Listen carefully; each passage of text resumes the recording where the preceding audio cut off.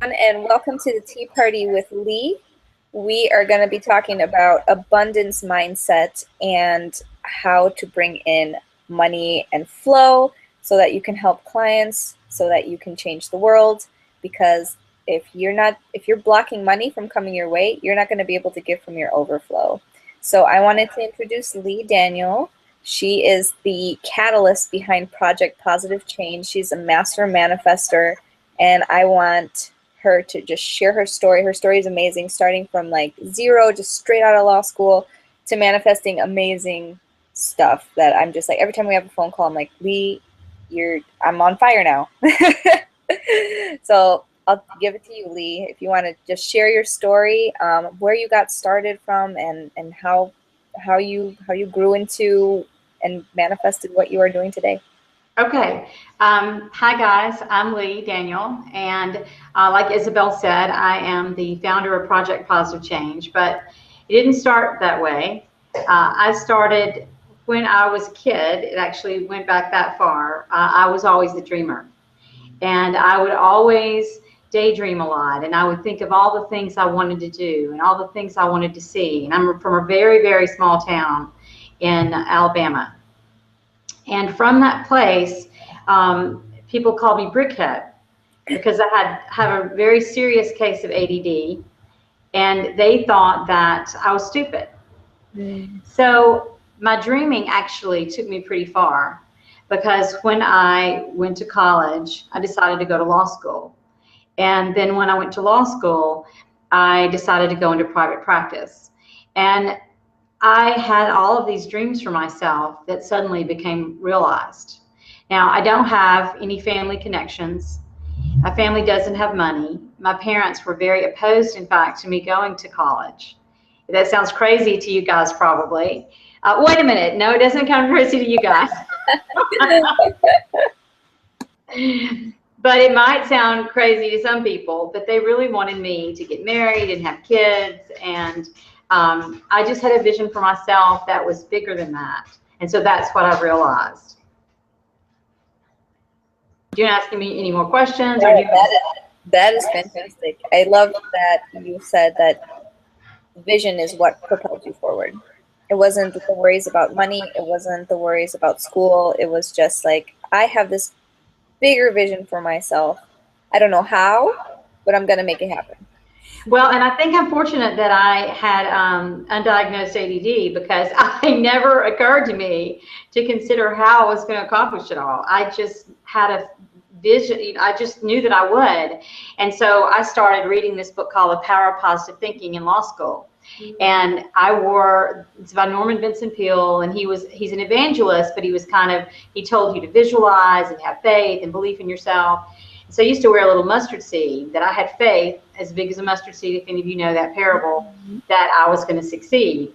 And people would say, Leigh, why are you wearing, I'd wear my bathing suit, I'd wear it everywhere. And they would say, what is that? What are you doing? And I just believed. Now I studied, but the primary thing that I did was just visualize myself. I visualized myself making the score I needed to get into law school. Then I visualized myself passing the bar exam. So I really had faith in myself and kept that vision more so than worried about how it was going to happen. Yep. Yeah. So after law school and starting your practice, how was that transition? Because I know a lot of people in the Beautiful Bella Vistas group, they just graduated or they're thinking of doing a gap year for school, and some people already have gone through like their corporate job, but now they're kind of tuning back in to their vision. Yeah. So how did you go about, like, I just finished school, okay, now the real world, which of course. So what I did was I decided that I wanted to work for a judge. And I know that some of this is going to sound a little esoteric and you're going to think, well, that doesn't sound like a very good business plan. But I just started visualizing myself sitting next to the guy in the black robe. And we had mostly men judges back then. And so I would go walking with my friend, and I would just see myself with the guy in the black robe. Mhm. And so I didn't even end up applying for that job. What ended up happening is I worked for a lawyer in the summer, and his best friend was a judge. And I got a call from them, and they said, Leigh, we heard that you're looking for a job. Do you want to work for us? So I got my job, right. I got my job with the judge, who was a very grumpy little man who never learned my name. He called me Angela. My name is Angela Leigh. He never realized that my name was Leigh. And he wouldn't let me do anything, but that's okay, because with that job, I made a lot of connections, and I got my first job at a firm. But that didn't work out. I didn't like the firm I was in. They were a married couple that fought all the time, and that was very frightened of them. And when I was a new lawyer, I didn't have any clue. I went into a family law firm in bankruptcy, and I didn't take either one of those in law school.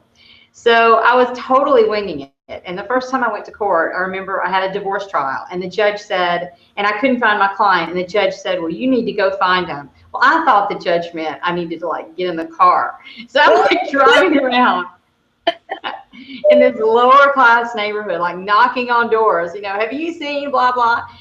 And when I got back, the judge said, Miss Daniel, I did not mean that you should drive around and look for your, but I didn't know, right? I think I would have done the same thing. I didn't know. And I had definitely some adventures. But I just kept always imagining, daydreaming and believing. And again, I know it may sound a little far out there, but honestly, if you have to put the energy into what you want. And a lot of times I see other lawyers or other people struggling with what they don't want. I don't want to screw up. I don't want to mess up. I always just kept my vision on what I did want. And so you're giving a different vibration. And so when I would try jury trials, now I will say that I'm persuasive and I'm a good trial lawyer, but I really just kept that idea, I'm going to win, right? And so I won. I won a case once where my client actually had cocaine on his hands. Yeah, and I got him, and he was found not guilty. And I told the jury that he was just wiping it off. Yeah, the stories, I have story after story of just going in. My first trial was in federal courthouse, and there were chandeliers, and there was, I'm from a very poor, lower middle class family, and there were leather seats and marble counters, and the FBI and the IRS were on the other side, and it was me. And they looked at me like I was absolutely the gum on their shoe, and I felt so stupid, but I ended up winning the case. And afterward, the judge said, I can't believe that was your first trial. And my client said, oh my God, I'm so glad you didn't tell me it was your first trial. But I won. And so I guess the message to everybody, even though you're not a lawyer, is just really stay fixated and in that place, because what we often do is, if you have a trial, let's say you have a trial or you have a meeting with a client, you sit there and you think about all the things that could go wrong. You start picking apart if they say this, but what if you just envisioned how good you're going to do, how well you're going to connect with that person, how you're going to serve them. And so from, like Isabelle said, I didn't have anything. I started out in my kitchen table, and the first year in practice, I made $100,000. So, and to tell you the truth, my goal was to make $30,000 because I thought that was a lot. Yeah. And so, I thought if I could make $30,000, I would be a success. But I ended up grossing $100,000 the first year, and I don't know how. And again, I didn't do a lot of calculating or business planning. I did a lot of keeping in mind what I wanted and staying in that place of I want to serve people. So I had a staff, and soon after I started practicing, they said, why, Leigh, do we have the craziest clients? And I said, because I've been asking for all the people that I can serve the most. Yep. And so they would show up and say, I'm just called to come in, and so, it's kind of a new agey thing for an Alabama lawyer to talk about, but that's exactly how I built my practice. I love it.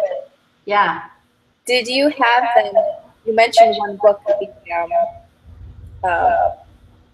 might be, if you want to mute your microphone, maybe that'll help with the echo. Yeah, I can hear you very well. Okay. If you're at the top, you'll see the little microphone icon, and you can click that, and I think that could help with that echo. Oh, well, the echo's gone now. There we go. I did the wrong one. Sorry. But that's okay. We got this. You mentioned that you read The Power of Positive Thinking throughout college. Were there any mentors, professors, friends, other books, or movies that you watched that kept you in that headspace? Because I know for me, I've done a couple self-development courses. I read, well, obviously, like I'm in my all my books here, and I try to surround myself, or not. I have been imagining and visualizing being surrounded by supportive and positive people. Um, were there any books or mentors, coaches, things that helped you to just stay in that conversation and not lose sight of your vision? No. That's okay. That is I, awesome. after I got started practicing law, I read Think and Grow Rich by Napoleon Hill, Mhm. and I stayed. I would maintain that. But again, I'm from a small town in Alabama. I live in Huntsville, Alabama now, but it's not the most progressive area in the world, and especially it wasn't 20 years ago. Mhm. So I did start. I bought a franchise. So after been practicing for just a very short time, I became involved with a franchise called BNI, and it's international. So some of you may have heard of BNI, but I owned the region of North Alabama, and I did a lot of work on self-development, and because I coached other people how to network, how to grow their business through word-of-mouth marketing. And I would say that my association with the people there was super helpful because they were all very success-oriented. Dr. Ivan Meisner, who started BNI, he works a lot with Mark Victor Hansen and Jack Canfield, and so I did get that extra burst of energy from that. But wherever you are, and especially now, because we're so connected by the internet, you can find energy from being around people and working with people like Isabelle who have the same energy that you do. So no matter if you're in Nebraska or if you're in South Dakota or Alaska or on the other side of the world, you can still get that energy. Mhm. I totally agree, and I think that's for me, reading books and hanging out online and finding people like Leigh, and the people that she surrounds herself with, and being part of Project Positive Change. I wake up in the morning, I check my Facebook because I keep my phone next to my bed, and I'm like, there's just look at all this inspiration. Look at how many they're doing such cool projects, and that keeps me on my toes too. Like Right. I'm not dreaming big enough. My vision isn't big enough now. I'm not thinking. I'm like, okay, then if they're doing this, I'm going to go like this. Oh, that's not big enough. And then I go again and again.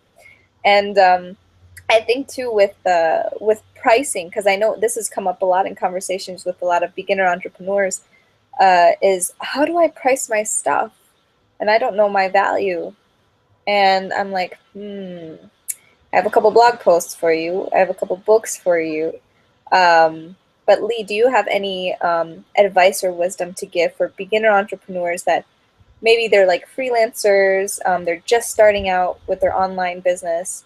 They're like, I don't even know where to begin with pricing Right. it. Well, I think it goes back to fear because if you just look at what everybody else is charging, what's the market rate? I mean, when I began practicing law, I priced myself at the market rate. Now, there are a lot of lawyers that start cheap because that's what they think they're worth, right? So if you have the belief in yourself, so really it all starts with what do you believe about yourself? Right? Because if you believe that you're serving that person that's your client, then you won't have that fear. It's only fear and doubt that prevent you from charging what you should charge. Because if you know you're worth that, then you don't. I mean, I charge $3.25 an hour now, and I don't have any problem telling somebody my retainer is $5,000 because I know I'm worth it. Yep. And I don't get complaints about how much I cost. Now, I have been practicing a while, but I never was a cheap lawyer.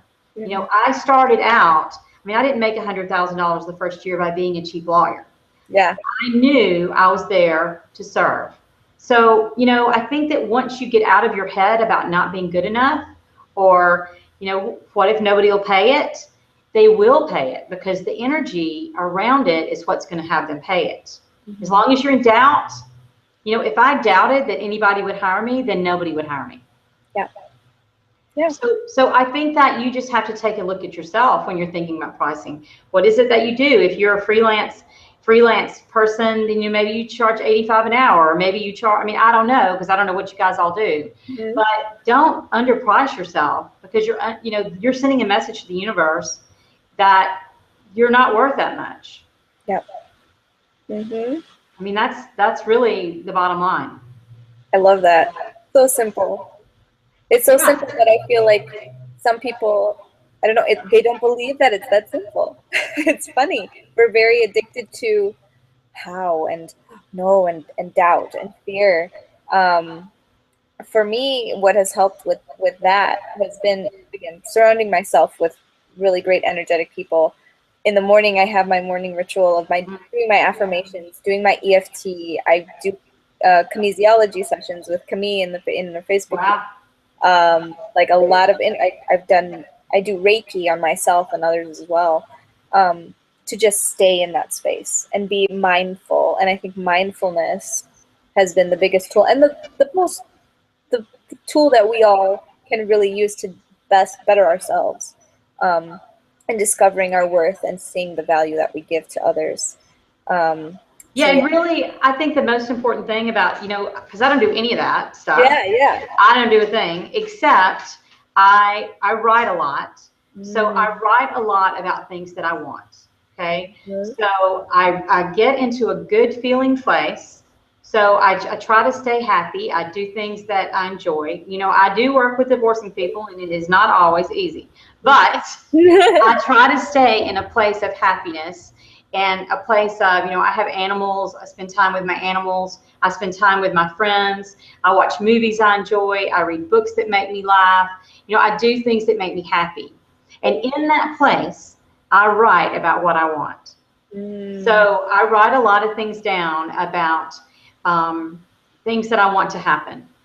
There's a book called Happy Pocket Full of Money. I don't know who it's by. His name is long. And it tells you to write down hundreds of things that you want. And I did that list, and one of the things on there was shopping in Milan. Well, I've never been to Italy, but I went to do a workshop in London last winter. And when I was there, my best friend that lives in London said, I have a business trip for just a one-day trip. You want to go overnight with me? And I said, sure, just book it. Well, I'm standing in the plaza in Milan, and I didn't even know it was Milan when I told him yes. And I looked up and I realized that was on my list. So you really can. I mean, I could probably speak to you for 2 hours about all the things I've actually manifested in my life. But the first thing you do is just put it down in your mind, in your heart, on your paper, and then let it go. Right? So you want to create it without trying to figure out how. So I got another story. So a few months ago, my friend Brian was with me, and I have been wanting to get out of practicing law for a while. And I said to him, I need to make $15,000 a month doing something besides practicing law. Well, 2 days later, I had the idea for Project Positive Change, which Isabelle has mentioned. And I didn't connect it to the $15,000 at all, but I had the idea to bring together an online portal of change makers, people that want to promote their message in the world. And we had a webinar. This was April 1st. And this was less than a month, and I told Brian I need to make $15,000. The very first webinar, I made $15,000. Bam. And it wasn't until maybe a couple of weeks later that I said, oh my God. I probably said, holy shit, I was so, because if I had thought, how am I going to do it? I wouldn't have created it, because that would have stopped the energy from flowing. So it's really about, getting in that energetic space. And Project Positive Change has nothing to do with me practicing law. It doesn't have to do with the degree. It doesn't have to do with I mean, it doesn't have to do with being skilled or going to college or being old or, oh, I'm older than you. I'm not, You are wise. I'm wise. Okay, that's a better way to say it. So, but the thing is that I just envisioned it and I just created it. Yeah. So anybody that's listening on this call can do the same thing. I mean, you can, this is the thing about money blocks. You have to believe that you can create that.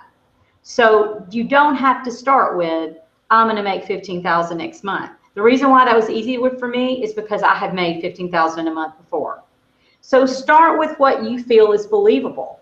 So if you want to I want to make $1,000 more next month. Can you believe that you can make that? Because if you don't believe it, no matter how many times you say it, it's not going to work. Not going to work. Right.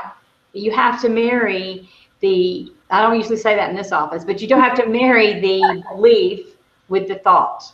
Because, people talk about affirmations. If you say all day long, I'm going to make $1 million, I'm going to make $1 million. If you don't believe it, it's not going to work. I know we're both friends with Seth, the mindset magician, and I've done a few sessions with him, and I love how he says, oh, hi, Christine. Oh, I'm not supposed to be on? Oh, sorry. It's all right. It's all right. No. You can mute yourself. It's okay. We were talking about mindset, and he told me, don't focus on the how, focus on the feeling of you've already got it. Right, exactly. And then you tune into that feeling, and then random amazing stuff starts happening and manifesting around you. And I realized, be careful what you ask for, because your words become things. Correct. And you're like, oh, okay. I just said that. Okay, I manifested this conference, or I manifested this, adventure. And I remember first making a really good amount of money from just doing virtual assisting work and digital strategy work. And I remember crying that first month. I was like, oh my God, I did. Like at first I didn't believe that I got it, and I was like, whoa. But then that was a threshold, and then it was going up from there, and holding on to that feeling of first making that amount of money, and then using that to move into the next level, and then again moving to the next level, and the next level. Exactly. Yeah. And so once you get into that, and so back in the day, holy crap, I just realized, I never have thought of this before, but I just realized that my goal was to make $30,000, and my very first job, I was paid $31,000. And I just now realized it. 22 years later, I just made that connection. Wow, that's amazing. But that was my threshold. My parents didn't make much money, and if you had told me, you're going to make this much money, I never would have, believed it. And so, but it's happening. And so now with Project Positive Change, I have not put any monetary value on it, but I've raised about $100,000 in 3 months. Congratulations. Right, but the thing was just to bring together people with the right energy. The money for the project has come together, but I didn't put any kind of like, I'm going to make this much money. So just, your dream doesn't have to be about money. The money's going to come, because just think about how you're going to serve people. Like I have a retreat in Key West, Florida, and I was laying out one day, never done a retreat, did not speak to people about the law of attraction. Here I am, a hardened and embittered divorce lawyer, 3 months into the law of attraction work, and I set up a retreat in Key West. Hi there, Jade. Hello. And I set up a retreat, and I thought, I'm going to have people come to Key West and listen to me speak. Well, my first retreat, I had 30 people there. And other people were like, but I don't know how to do a retreat. Well, I didn't know how to do one either, but I knew that I was going to do it. And the last 3 times we've sold out. And so this is my 5th retreat coming up. But really, you just decide what you want and stay in that place of this is what's going to happen. I love it. Fantastic. Master manifester here. Well, we all are. We I all mean, are. it's not just me. I mean, that it's because of the energy in the world. I mean, so it's certainly not, I'm not any more special than any one of you. I just really try to live in this place of high energetic vibration, and it just happens. Yeah, I love it. Well, I know we have 5 more minutes before Leigh has to go, and I know a couple of you guys came a little bit later, but we're going to have the replay link so you can see everything that we were talking about. But I was wondering, did anybody have any quick questions for the last 5 minutes of the call about money mindset, pricing your work, manifesting, abundance, manifesting your big vision, serving others? Any questions? Probably say divorce in Alabama. No, I'm just kidding. Divorce in Alabama, yeah. Well, I guess I have one question. Sure. So in particular, since my particular background is with art therapy, Okay. I'm always gung-ho about wanting to make sure that I can move forward and be able to promote my business. However, one of my biggest obstacles right now is licensure in relation to that. Is what? Licensure, making sure that the services that I'm offering is considered legal, and when I offer that up to people. So that's my biggest obstacle right now is, one, making sure that people understand that I'm still working towards my licensure. I do have a background. I have my master's in art therapy. I have a licensed professional counselor. However, I do not have the licensed clinical professional counselor, registered art therapist, all that stuff. Still working towards it. And that's my biggest hump right now. Is there any reason that you, I mean, can you not just put a waiver? I mean, and I don't know the answer to that, but it seems like if you just were transparent about what your abilities were and where you were, like there's a guy on the board of my project Positive Change who's been trying to get he's working on his PhD, and he just tells people, you know, he's getting his PhD. I mean, he doesn't advertise himself, I'm sorry, his master's. He doesn't say I'm already, you know, a clinical this or that. I mean, can you not just be transparent and market yourself that way? I think that's a good idea to approach it that direction, because I think definitely if I can make that clear to clients, I think that would definitely help out. Oh, so yeah. That's a good idea. Yeah, I mean, they right, and just keep in mind that the people, the clients that, and this is a how, you're definitely thinking about how am I going to make it work, how am I going to make it work. Know that the perfect clients are going to come to you. Stop thinking about how. The perfect people that are okay with whatever position you're in are going to come to you. So I know it's hard to wrap your head around, but just throw those hows out the window. Okay. I mean, that definitely is what's worked for me. I mean, you just imagine a new lawyer, you know, thinking with all these lawyers that thought I was an idiot, but I don't know why they would think that. But anyway, but I just knew that the perfect people would come to me, and they did. So just keep that in mind. The perfect people were coming to me. Perfect. All right, then that's a good idea. Good luck. Thank you. Sure. You got this, Jade. Thanks. Any other questions before Leigh has to go? Yeah, I have one question. Sorry, my mic was on. Hi there.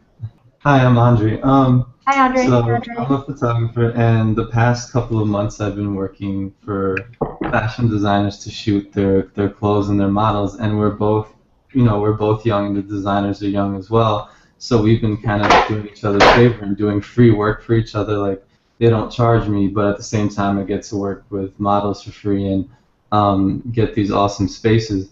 But at the same time, it's gotten to the point where I was like, all right, I think I have enough stuff in my portfolio where I have to look for paid work. But the problem is every time I reach out to, like, you know, hire clients or designers, it's really rare that they ever get back to you because they're always super busy. So I was just trying to figure out a way how I could start getting paid in this. And whenever I reach out to, like, another professional photographer or whatever, they're always super, super pessimistic about this industry in general. But yeah, I'm just trying to figuring out a way of what to do next, kind of. Okay. I think it's kind of what I was telling Jade. I think that you need to get yourself in the headspace of not how am I going to attract them, but that you start imagining, just if you were on the call, you remember that I got a job with a judge out of almost nowhere. So just start imagining those people that you want to work with being receptive to you, because you probably have fear around contacting them. I don't know, but if you have fear around that, then that's that vibration of fear. So just imagine that it goes as easily with these other people as it goes with the model that you're working with for free. And you just put in you just visualize that, write it down, see yourself working with who you want to work with. And I'm not going to say that it's going to happen overnight, but you have to change your mindset. I mean, that's the number one. You have to just keep that belief that it's going to happen, because it will happen if you can maintain that belief.